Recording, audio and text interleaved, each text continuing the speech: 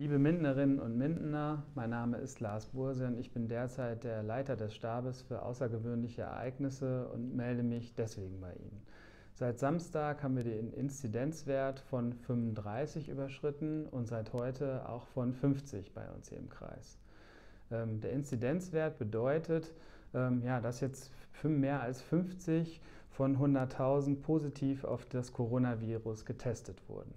Deshalb treten nun bei uns auch Regeln in Kraft, die in vielen Städten und Gemeinden des Landes schon Pflicht sind. Zum einen gilt ab heute, dass der Betrieb von gastronomischen Einrichtungen, Restaurants, Kneipen, Bars sowie der Verkauf von alkoholischen Getränken in der Zeit von 23 Uhr bis 6 Uhr morgens untersagt ist. In der Öffentlichkeit dürfen sich höchstens 5 Personen treffen.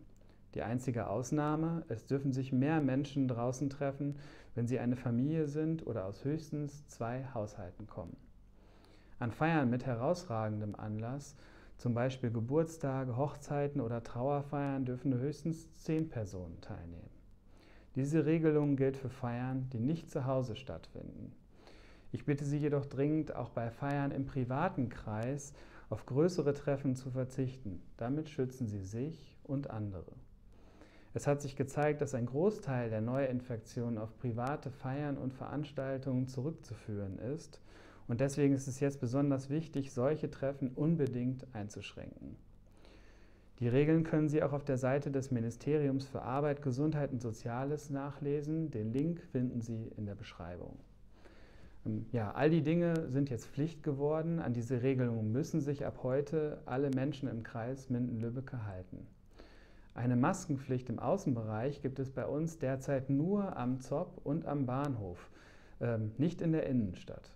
Aber ich empfehle Ihnen als Leiter unseres städtischen Stabes, in allen Bereichen draußen, wo es eng wird, mit Abständen, zum Beispiel in der Fußgängerzone, einen Mund-Nasenschutz zu tragen, so auch wirklich in den gesamten Bereichen, zum Beispiel auch in engen Gassen, wenn Sie merken, da kommt Ihnen jemand so eng entgegen. Wir befinden uns an einem kritischen Punkt. Ich bitte Sie daher alle, die Regeln einzuhalten und auf Ihre Mitmenschen Rücksicht zu nehmen.